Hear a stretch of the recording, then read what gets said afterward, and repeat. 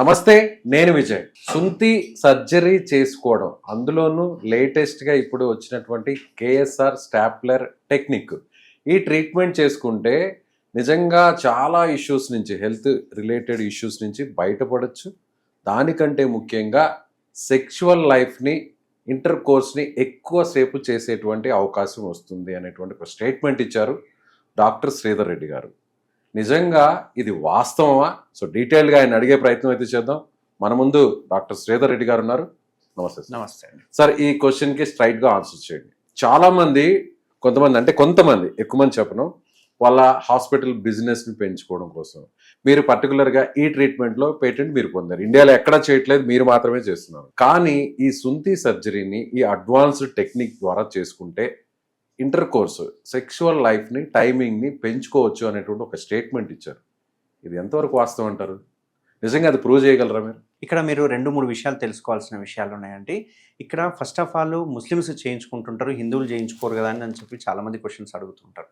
But Muslims ఎందుకు చేయించుకుంటారు, హిందువులు ఎందుకు చేయించుకోరు? అసలు ముస్లిమ్స్ ఎందుకు చేయించుకోవాల్సి వస్తుంది? అసలు వాళ్ళ ఖురాన్ ఏం చెప్తుంది? వాళ్ళు ఎందుకు చేయించుకునేటట్టుగా మోటివేట్ చేయగలిగారు పెద్దవాళ్ళు అనేది తెలుసుకుందాం.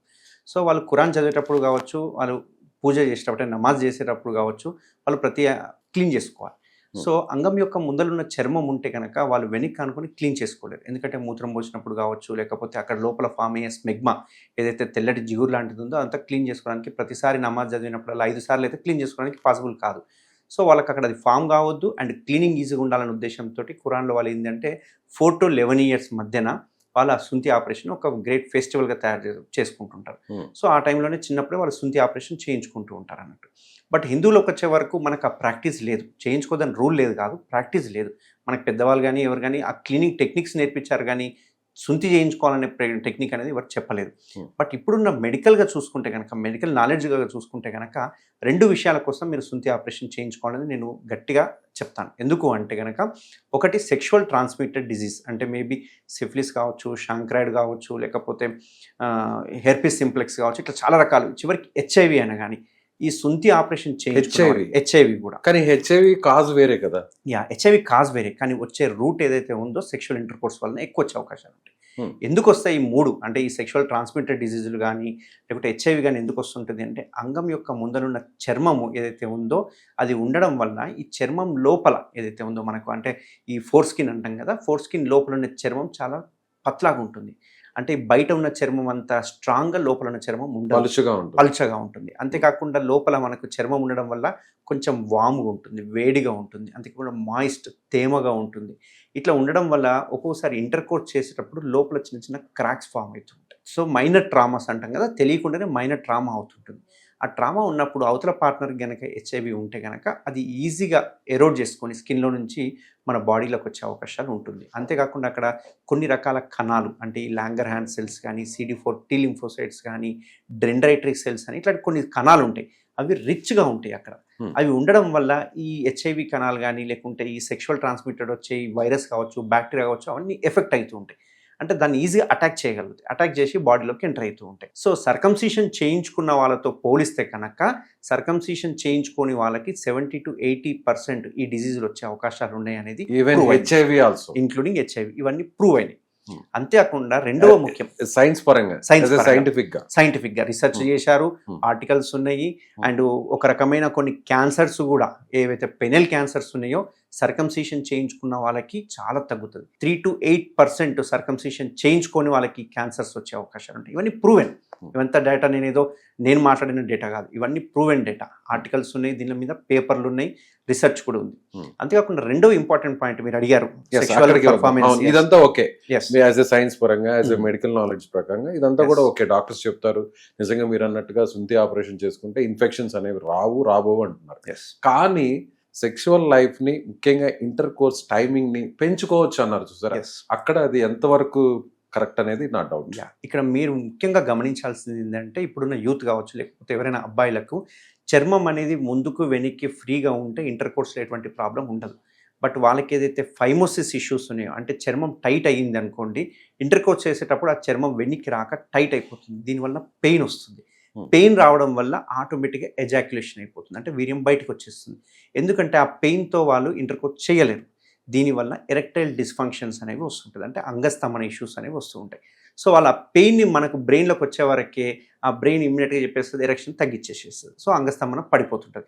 అందుకే నా దగ్గరకు వచ్చే పేషెంట్స్ చూసుకుంటే కనుక చాలామంది మేము ఇంటర్కోర్స్ చేయలేకపోతున్నాము, ఎరెక్టైల్ డిస్ఫంక్షన్ ఉంది, లేకపోతే తొందరగా ప్రీమెచ్యూర్ ఎజాక్యులేషన్ అంటాం, తొందరగా పడిపోతుంది, మేము అంగస్తంభన అయ్యి 2 నిమిషాలు కాకముందే పడిపోతుందని చెప్పి చెప్తూ ఉంటారు. అంటే ఈ సమస్యలన్నిటికీ కారణం ఇదే అంటారా? ఎస్. ఎందుకు అంటే గనక అంగం ముందలున్న చర్మం గనక ఫ్రీగా వెనక్కిపోతే గనక ప్రాబ్లం ఉండదు. అండ్ ఇంకో ముఖ్యమైన ఇంపార్టెంట్ ఏంటంటే అంగం యొక్క చర్మము కవర్ చేయడం వల్ల లోపల సెన్సిటివిటీ అనేది ఉంటుంది. ఆ సెన్సిటివిటీ వలన ఏమవుతుంది అంటే ఇంటర్కోర్స్ చేసే టైంలో తొందరగా వీర్యం పడిపోతుంది. ఎందుకంటే ఆ సెన్సిటివిటీ వలన వాళ్ళు తొందరగా వీర్యాన్ని బయటికి పంపించేస్తూ ఉంటారు. ఇప్పుడు ఇక్కడ ఇంటర్కోర్స్ అనేది కంప్లీట్ మైండ్ గేమ్. మనం చేయాలనుకున్నా కానీ మైండ్లో నుంచి ఎజెక్షన్ అయిపోయింది అనుకోండి, ఎజాక్యులేట్ అయిపోతే మనం చేయలేం, ఎందుకంటే అంగం చిన్నగా అయిపోతుంది, ఎందుకంటే అంగంలో ఉన్న రక్తం అంతా బ్యాక్ వచ్చేస్తుంది. కాబట్టి ఆ సెన్సిటివిటీ వలన వీళ్ళు తొందరగా ఎజాక్యులేట్ చేస్తూ ఉంటారు. ఆ పెయిన్ వలన వీళ్ళకి ఎరెక్షన్ ఇష్యూస్ వస్తూ ఉంటాయి. అసలు అంగస్తంభననే సరిగ్గా కాదు. అదే కనుక ముందల చర్మం తీసేస్తే కనుక ఆ సెన్సిటివిటీ పోతుంది.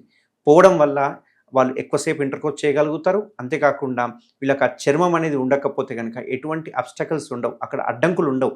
ఎందుకంటే గ్లాండ్స్ అనేది ముందలకు ఉంటుంది కాబట్టి వాళ్ళకి ఎటువంటి ప్రాబ్లం ఉండదు, కాబట్టి ఎక్కువసేపు వాళ్ళు సెక్షువల్ ఇంటర్కోర్స్ చేయడానికి అవకాశాలు ఉంటాయి. కానీ సృష్టి ప్రకారం చూస్తే మానవ శరీర నిర్మాణంలో ప్రతిదీ కూడా దేవుడు లేదా ఈ సృష్టి ప్రకారం చూస్తే ప్రతి పార్ట్ కూడా అవసరం, దానికి తగ్గట్టుగా దాని రిలేటెడ్గా ఆ నిర్మాణం జరుగుతుంది అంటారు. కానీ మీరేమో అది చేయించుకుంటేనే మంచిది, వేరే డిసీజ్ రావు, అలాగే చాలా వ్యాధుల నుంచి, దీర్ఘకాలికమైనటువంటి జబ్బుల నుంచి కూడా, డేంజర్గా ఉండేటువంటి వ్యాధుల నుంచి కూడా దూరం అవుతున్నారు. దానికంటే కూడా సెక్షువల్ లైఫ్ని ఇంకొంచెం ఎక్కువ సేపు చేయవచ్చు అంటున్నారు. కానీ ఇది ఎంతవరకు రైట్ అంటారు? ఇప్పుడు మన మానవ శరీరంలో చూసుకుంటే కనుక గాల్ బ్లాడర్ కావచ్చు, అపెండిక్స్ కావచ్చు, ఇవి 2 మనకు అవసరం లేని ఆర్గాన్స్. అంటే వాటికి తీయడం వల్ల కూడా ఎటువంటి ప్రాబ్లం, అది కూడా ఏదన్నా సమస్య వచ్చినప్పుడే తీస్తారు. ఎస్, సమస్య వచ్చినప్పుడే తీస్తాం. కానీ తీసిన తర్వాత వాళ్ళకి ఎటువంటి ప్రాబ్లం ఉండదు. అంటే మామూలుగా ఏదైనా ఆర్గాన్, ఇప్పుడు కిడ్నీ ఉంది, కిడ్నీ తీస్తే ప్రాబ్లం అవుతుంది.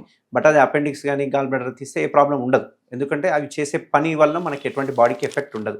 సేమ్ అట్లనే మనకు అంగం యొక్క ముందరున్న గ్లాండ్స్ ఏదైతే ఉందో దాని ప్రొటెక్షన్ కోసమే మనకు పెనిస్ మీద ఉన్న ఫోర్ స్కిన్ అనేది ఉంటుంది. సో ఆ ప్రొటెక్షన్ అంటే దీనివల్ల మైనర్ ట్రామా, ఏదైనా బయట దెబ్బ తగిలినా కానీ, కొన్ని రకాల ఇన్ఫెక్షన్స్ లోపలికి సోకకుండా చర్మం అనేది, ఇప్పుడు ఎందుకంటే స్కిన్ అనేది ప్రొటెక్షన్గా ఉపయోగపడుతుంది. బట్ ఇప్పుడు అదే ప్రొటెక్షన్ వల్ల సెక్షువల్ ట్రాన్స్మిటెడ్ డిసీజులు వస్తున్నాయి అనేది కనుక్కోగలిగినాం. అదే ఫోర్ స్కిన్ ఇంటాక్ట్ ఉండడం వల్ల హెచ్ఐవి వస్తుంది అనేది కనుక్కోగలిగినాం. ఆ ఫోర్ స్కిన్ ఉండడం వల్ల మనకు కొన్ని రకాల క్యాన్సర్స్ వస్తాయి అనేది కనుక్కోగలిగినాం. సో కనుక్కున్నాం కాబట్టి, ఈ రీసెర్చ్ చేసినాం కాబట్టి అక్కడ స్కిన్ లేకపోతేనే ఉపయోగకరం అనేది మనం కన్క్లూషన్కి వచ్చేసాం. సో ఆ చర్మాన్ని తీయడం వల్లనే బెనిఫిట్లు చాలా ఉన్నాయి, ఉంచుకునే దానికంటే కూడా తీయడం వల్లనే బెనిఫిట్స్ చాలా ఉన్నాయి. ఇంకొక రీసెంట్ రీసెర్చ్ వచ్చింది, మీకు మీ ఛానల్ ద్వారా చెప్పాలనుకుంటున్నది, అందరికీ అవగాహన చేద్దాం అనుకుంటున్నాను. ఒకవేళ మగవాళ్ళకి గనక సర్కంసిషన్ చేయించుకుంటే గనక ఆడవాళ్ళకి సర్వైకల్ క్యాన్సర్ అనేది తగ్గుతుంది, వాళ్ళకి ఇన్సిడెన్స్ అనేది చాలా తగ్గింది అనేది కనుక్కున్నారు. ఎందుకు? ఎస్, ఎందుకు అంటే ఆడవాళ్ళకి సర్వైకల్ క్యాన్సర్ రావడానికి ముఖ్య కారణము హ్యూమన్ ప్యాపిల్లోమా వైరస్ అని అంటాం. హెచ్పివి అని ఒక వైరస్ ద్వారా వస్తుంది. ఈ వైరస్కే మనము రీసెంట్గా మనం అందరము ఈవెన్ వ్యాక్సినేషన్ కూడా ఇస్తున్నాం. 9 to 14 years అమ్మాయిలకి మనం వ్యాక్సినేషన్ ఇస్తున్నాం. బట్ ఎందుకు ఈ 9 to 14 years ఇస్తున్నాం, తర్వాత ఎందుకు ఇవ్వట్లేదు అంటే ఫస్ట్ ఇంటర్కోర్స్ కంటే ముందే ఈ వ్యాక్సిన్ ఇవ్వాలి. ఇంటర్కోర్స్ చేసినప్పుడు అబ్బాయిలకు గనక హెచ్పివి గనక వైరస్ సోకింది అంటే గనక అది ఆడవాళ్ళకి కూడా ఇంటర్కోర్స్ ద్వారా హెచ్పివి వైరస్ సోకే అవకాశాలు ఉంటాయి. సో అదే సర్కంసిషన్ కనుక చేయించుకుంటే కనుక అబ్బాయిలకి హెచ్పివి వైరస్ అంటే ఈ హెచ్పివి ఇన్ఫెక్షన్ వచ్చే అవకాశాలు 60 to 70% తగ్గుతుంది. సో ఇండైరెక్ట్గా చూసుకుంటే కనుక ఆడవాళ్ళకి సర్వైకల్ క్యాన్సర్ రాకుండా ఉండాలంటే కూడా సర్కంసిషన్ చేయించుకోవాలనేది ఈ మధ్యన రీసెంట్ స్టడీస్ అనేది వచ్చింది. ఒకవేళ అలా చేసుకుంటే ఈ హెచ్పివి వైరస్ తగ్గుతుంది 100%, 60 to 70% రీసెర్చ్ చెప్తుంది. 100% హెచ్పివి వైరస్ ఇన్ఫెక్షన్ అనేది తగ్గుతుంది అబ్బాయిల్లో సర్కంసిషన్ చేయించుకోవడం వల్ల. సో ఇంత బెనిఫిట్స్ ఉన్నప్పుడు దేవుడి ఇచ్చిండు, మనం చేయించుకుంటే ఎట్లా అనే దానికంటే కూడా చేయించుకోవడం వల్ల బెనిఫిట్స్ని ఆలోచించుకుంటే కనుక చాలా బెనిఫిట్స్ ఉన్నాయి కాబట్టి దాన్ని ఖచ్చితంగా సర్కంసిషన్ చేయించుకోవాలి. ఇంకొక విషయం ఏంటి అంటే చిన్నప్పుడే కనుక సర్కంసిషన్ చేయించుకుంటే కనుక మామూలుగా చిన్నపిల్లలకు చూస్తుంటాం ఊరికి జ్వరాలు, చలి జ్వరం అట్లా వస్తుంటుంది. ఎందుకు వస్తుంది? రికరెంట్ యూరిన్ ట్రాక్ట్ ఇన్ఫెక్షన్ వల్ల వస్తుంది. బట్ అదే కనుక సర్కంసిషన్ చిన్నప్పుడే చేయిస్తే చిన్నపిల్లలకు కూడా యూరిన్ ట్రాక్ట్ ఇన్ఫెక్షన్స్ అనేవి రావు. అంతేకాకుండా ఇంకొక ఇంపార్టెంట్ న్యూస్ ఏంటి అంటే ఈ ఫోర్ స్కిన్ ఉండడం వల్లనే బెలనైటిస్, బెల్నోపాస్టైటిస్ అనే డిసీజులు వస్తాయి. ఇవి ముఖ్యంగా డయాబెటీస్లో వస్తుంటాయి. సో వాళ్ళు ఒకవేళ ఫ్యూచర్లో డయాబెటిక్ అటాక్ అయినా కానీ ఇట్లాంటి బెలనైటిస్, బెల్నోపాస్టైటిస్ రావు. సో దీనివల్ల చాలా బెనిఫిట్స్ ఉన్నాయి కాబట్టి సర్కంసిషన్ని 100% చేయించుకోవాలి, అవగాహన తేవాలి. అంతేకాకుండా ఇప్పుడు వచ్చిన లేటెస్ట్ టెక్నిక్ ఏదైతే ఉందో స్టేప్లర్ అనే టెక్నిక్, ఆ టెక్నిక్ ద్వారా ఎటువంటి పెయిన్ ఉండదు, complete painless technique. Within half an hour discharge చేయడం జరుగుతుంది. 10 డేస్లో మొత్తం హీల్ అయిపోతుంది కాబట్టి ఎటువంటి ప్రాబ్లమ్స్ కానీ కాంప్లికేషన్స్ కానీ ఏమీ ఉండవు. సో ఇప్పుడు మీరు చెప్పిన ప్రతి వర్డ్ కూడా స్టిక్ ఆన్ అంటారు. అదే యాజ్ పర్ మెడికల్ నాలెడ్జ్ ప్రకారం, ప్రొసీజర్ ప్రకారం చూస్తే కూడా సో ఇది ఖచ్చితంగా రీసెర్చ్ ద్వారా ప్రూవ్డ్ రీసెర్చ్ వల్ల ప్రూవ్ చేస్తారు కన్ఫర్మ్. కాబట్టి మనం సర్కంసిషన్ని మనం ప్రమోట్ చేయగలుగుతున్నాం. ముఖ్యంగా ఈ సర్కంసిషన్ అనేది ఇప్పుడు కాదు, ఎన్నో సంవత్సరాల నుంచి సర్కంసిషన్ చేస్తూ ఉన్నారు. ఈజిప్ట్ కాలంలో వాళ్ళు పాలించిన టైంలోనే సర్కంసిషన్ అనేది ఉంది. అప్పుడు జస్ట్ బ్లేడ్తో కట్ చేసి ఎటువంటి కుట్లు వేసేవాళ్ళు కాదు, జస్ట్ కట్ చేసేవాళ్ళు. కానీ ఇప్పుడు మనం చేసే టెక్నిక్ ఏదైతే ఉందో స్టేప్లర్ టెక్నిక్, ఇది న్యూ టెక్నాలజీ. దీనివల్ల పెయిన్ ఉండదు కాబట్టి దీనికి ఎటువంటి భయపడాల్సిన అవసరం అనేది కూడా ఉండదు. కొంతమంది వాదన ఏంది అంటే సెన్సిటివిటీ ఉంటేనే ప్లెజర్ ఉంటుంది, సెక్షువల్ ప్లెజర్ ఉంటుంది అని చెప్పేసి అనుకుంటుంటారు. బట్ దీనికి ఎటువంటి ప్రూఫ్ లేవు. కాబట్టి ఎప్పుడైనా ఫోర్ స్కిన్ లేకుంటేనే సెక్షువల్ పర్ఫార్మెన్స్ అనేది బాగుంటుంది, పెరుగుతుంది కూడా. వాళ్ళకి ఈవెన్ ఎరెక్టైల్ డిస్ఫంక్షన్స్ ఆగిపోతాయి అండ్ ప్రీమెచ్యూర్ ఎజాక్యులేషన్ కూడా చాలా తగ్గిపోతుంది. Right sir, thank you so much. Thank you sir.